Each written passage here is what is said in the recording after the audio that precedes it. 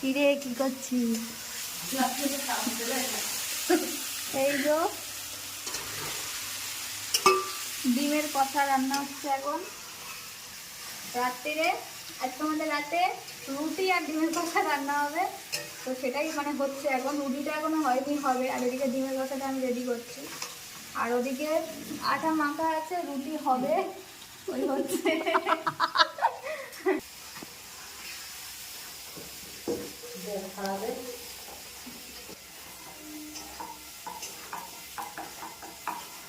বন্ধ করলে বোঝা যায় না, এদিক থেকে পরে দিয়ে দিচ্ছি।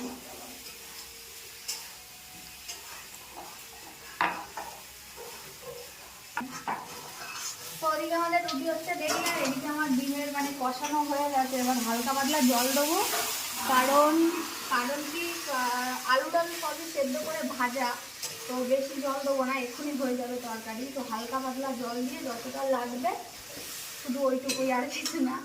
তো চলো এবার ডিনারের সময় দেখা হচ্ছে। আপাতত রান্নাটা হয়ে যাক,